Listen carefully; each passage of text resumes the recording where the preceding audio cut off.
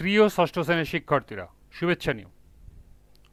আজকে আমি তোমাদের 2025 সালের বাংলা বিষয়ের নতুন বই আনন্দ পাঠ থেকে প্রথম অধ্যায় সাত ভাই চম্পা এই গল্পটি থেকে বর্ণনামূলক সম্ভাব্য প্রশ্ন এবং এর সমাধান করে দেব। প্রথমে তোমাদের বলবো, যারা আমার চ্যানেলটি সাবস্ক্রাইব করো না তারা আমার চ্যানেলটি সাবস্ক্রাইব করবে এবং আমার সাথে থাকবে। তাহলে চলো আমরা ক্লাস শুরু করি।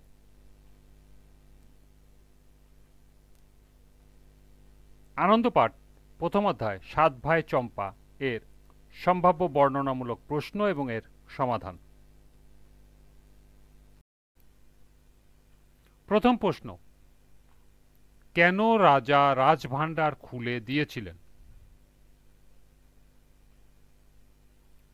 এর সমাধান হবে, অনেক দিন পর ছোট রানীর সন্তান হওয়ার খবর শুনে খুশিতে রাজা রাজভাণ্ডার খুলে দিয়েছিলেন। এক রাজার 7 রানী ছিল। বড় রানীরা ছিল খুব অহংকারী, ছোট রানী ছিল শান্ত স্বভাবের। রাজা ছোট রানীকে বেশি ভালোবাসতেন।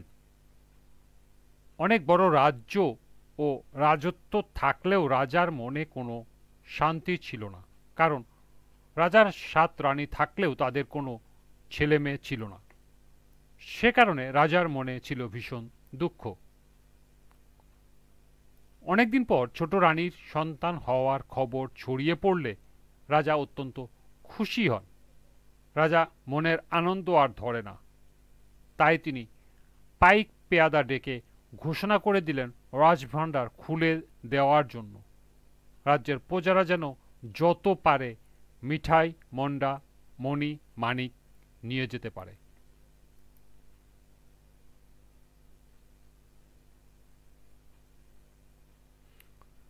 এরপর দ্বিতীয় প্রশ্ন, রাজা কেন মনে দুঃখে থাকেন? এর সমাধান হবে, রাজার কোনো সন্তান না থাকার কারণে মনে দুঃখে থাকেন। এক রাজার 7 রানী ছিল। বড় রানীরা ছিল খুব অহংকারী, ছোট রানী শান্ত স্বভাবের ছিল। অনেক বড় রাজ্য ও রাজত্ব থাকলেও রাজার মনে কোনো শান্তি ছিল না। তিনি সব সময় মনের দুঃখে থাকেন, কারণ তার 7 রানীর কারোর কোনো ছেলে মেয়ে ছিল না। রাজা সবসময় ভাবতেন তার এত বড় রাজত্ব কে ভোগ করবে। এছাড়া বড় রানীদের অহংকারী মনোভাবের কারণেও রাজার মনে দুঃখ থাকে।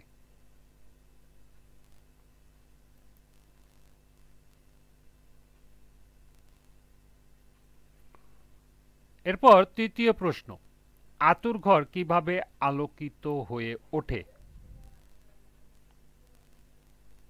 এর সমাধান হবে, ছোট রানীর ভূমিষ্ঠ হওয়া 7টি ছেলে এবং একটি মেয়ের আলোয় আতুরঘর আলোকিত হয়ে ওঠে। রাজার অনেক বড় রাজ্য ও রাজত্ব, কিন্তু তার কোনো ছেলে মেয়ে ছিল না। অনেক দিন পর ছোট রানীর সন্তান হয়।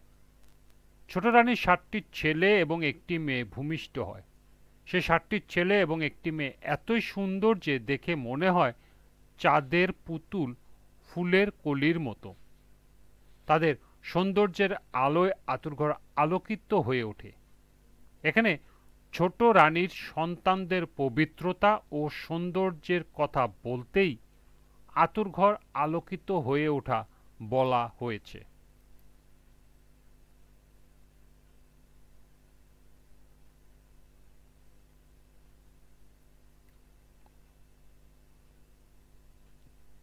চার নম্বর প্রশ্ন, ছোট রানী কিভাবে ঘুটে কুরানি দাসী হলেন?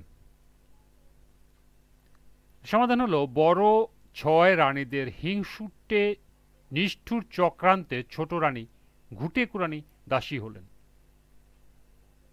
রাজার 7 রানী থাকলেও কোনো সন্তান ছিল না। অনেকদিন পর ছোট রানীর সন্তান হবে।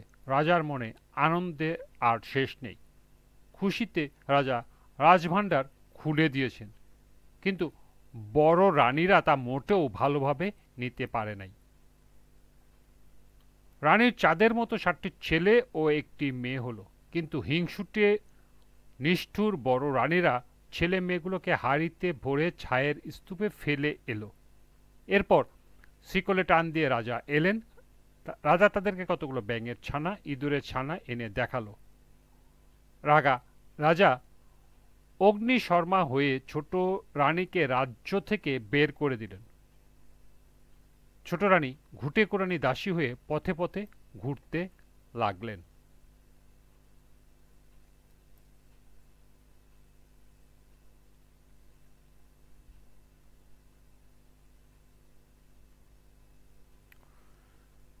এরপর ৫ নম্বর, ৭ ভাই চম্পা গল্পের সারাংশ লিখো। এর উত্তর হবে, ছোট রানীর সন্তান হলে বড় রানীরা হিংসায় ফেটে পড়ে। তারা ছোট রানীর ৭টি ছেলে ও একটি মেয়েকে হাড়িতে করে সরা চাপা দিয়ে পাশগাদায় পুঁতে রাখে। একসময় ৭টি ছেলে ৭টি চাপা ফুল গাছ এবং মেয়েটি একটি পারুল ফুল গাছে পরিণত হয়। মালি পূজার জন্য একদিন সেই বাগানে ফুল তুলতে গেলে পারুল তাদের ভাইদের ডেকে বলে, ৭ ভাই চম্পা জাগরে। ভাইয়েরা মালিকে ফুল না দিয়ে একে একে রাজা, বড় রানীদের এবং সব শেষে ঘুঁটে কোরানি ছোট রানীকে ডেকে পাঠায়। ছোট রানীকে নিয়ে আসার পরে বড় রানীদের ষড়যন্ত্র ধরা পড়ে। রাজা বড় রানীদের রাজপ্রাসাদ থেকে বের করে দেন এবং ছোট রানী, ৭ রাজপুত্র ও রাজকন্যা পারুলকে নিয়ে প্রাসাদে ফিরে আসে।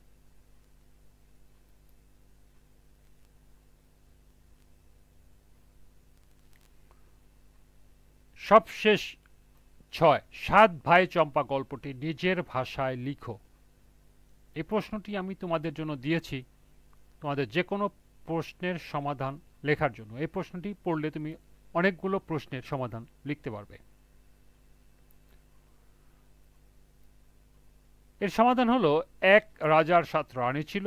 বড় রানীরা ছিল খুব অহংকারী, ছোট রানীর শান্ত স্বভাবের ছিল। রাজা ছোট রানীকে বেশি ভালোবাসতেন, কিন্তু রাজার মনে কোনো সুখ ছিল না, কারণ রাজার কোনো সন্তান হয়নি। অনেকদিন পর ছোট রানীর সন্তান হবে। রাজার মনে আনন্দের আর শেষ নেই। রাজভাণ্ডার খুলে দিয়েছেন।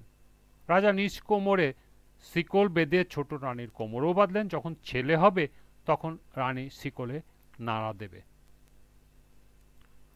রানীর চাঁদের মতো ৭টি ছেলে ও একটি মেয়ে হলো, কিন্তু হিংসুটে নিষ্ঠুর বড় রানীরা ছেলে মেয়েগুলোকে হাড়িতে ভরে ছায়ের স্তূপে ফেলে এলো। এরপর শিকলে টান দিলে রাজা এলেন। তারা রাজাকে কতগুলো ব্যাঙের ছানা, ইঁদুরের ছানা এনে দেখালো। রাজা অগ্নিশর্মা হয়ে ছোট রানীকে রাজ্য থেকে বের করে দিলেন। বড় রানীরা তো মহা আনন্দে দিন কাটতে লাগলো। ওদিকে ছোট রানী দাসী হয়ে পথে পথে ঘুরতে লাগলো। এমনি করে দিন যায়।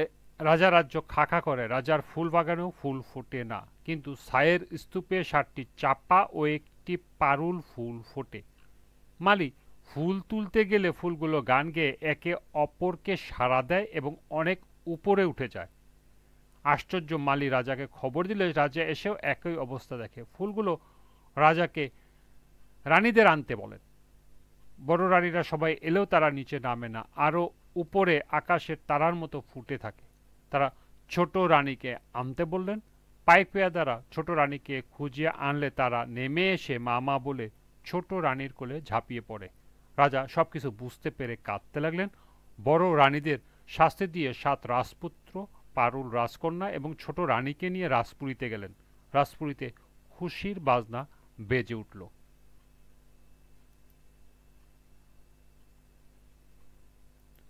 এই ছিল ৭ ভাই চম্পা থেকে সম্ভাব্য কিছু বর্ণনামূলক প্রশ্ন।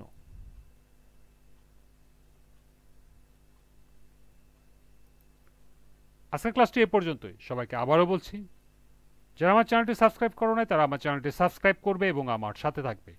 সবাইকে পরবর্তী ক্লাস দেখার আমন্ত্রণ জানিয়ে আজকের মতো আমি এখানেই বিদায় নিচ্ছি।